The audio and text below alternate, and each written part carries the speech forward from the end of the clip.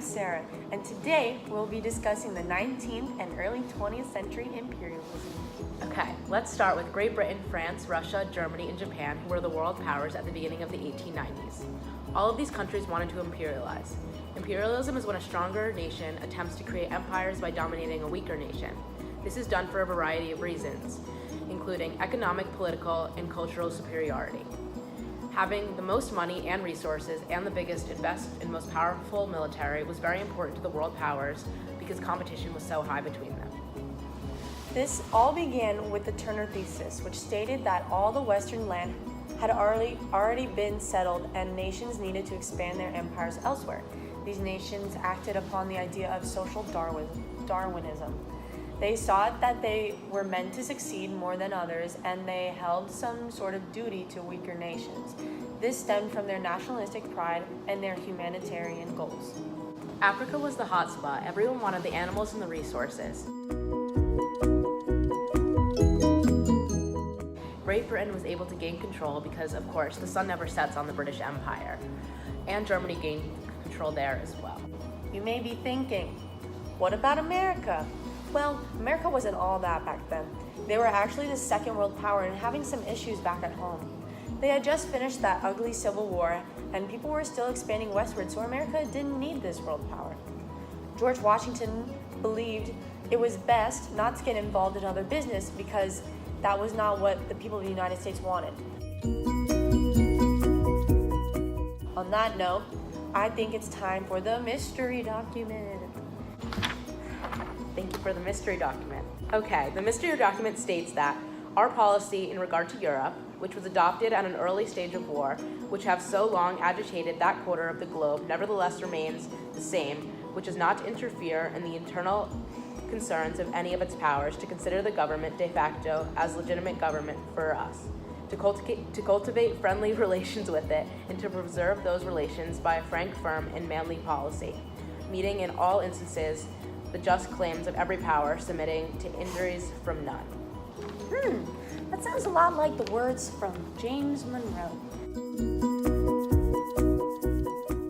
Guess that means our mystery document is the Monroe Doctrine, a tradition that the US follows when they want to stay neutral with Europe and stay out of the Western Hemisphere.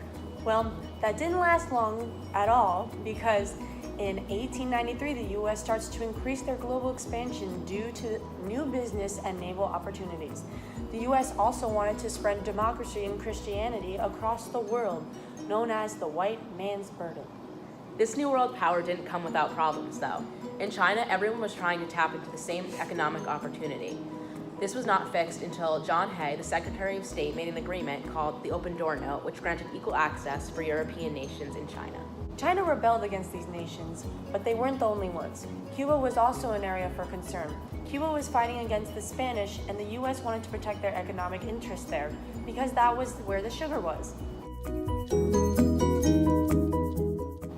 This control was fought against by two different revolutionaries, one named Jose Marti and the other named Emilio Aguinaldo. But the Spanish persisted, and the U.S. is presented with the issue on whether or not to help Cuba, Puerto Rico, and Guam. It's crazy how McGinley didn't want to step in at first, but with the help of the newspaper publishers using yellow journalism, they helped the cause. They got paintings and stories from what the Spanish were doing and then exaggerated it to stir up anger in the U.S., which essentially changed the foreign policy. After McGinley was called weak in the Delum letter and the USS Maine explodes in the Havana harbor, the U.S. has no choice but to declare war on Spain. When the U.S. entered the war, they followed the Teller Amendment, which states that their only purpose was to grant Cuba independence, not gain more land.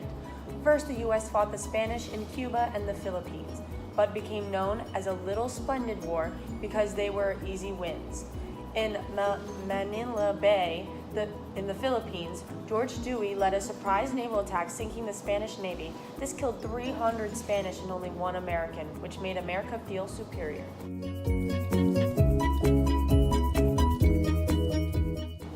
After defeating Spain in the Philippines and Cuba, the U.S. became a world power. The U.S. followed through on their promise and signed the Treaty of Paris for Cuban independence, although they did gain control in Guam, Puerto Rico, and the Philippines. Wait, wasn't America kind of mean to Cuba after?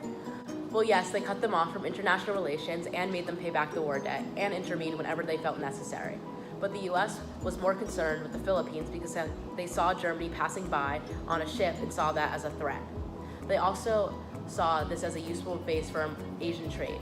Of course, the Filipinos did not want the US, so they ended up getting extremely violent, which made anti-imperialism in the US skyrocket.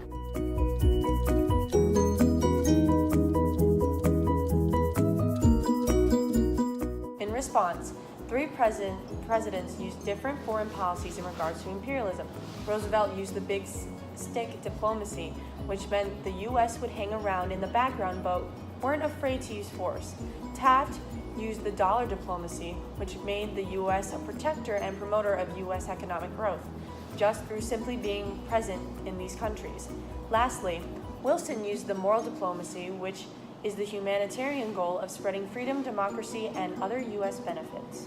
That's all we have for you today on American imperialism. Thanks for watching.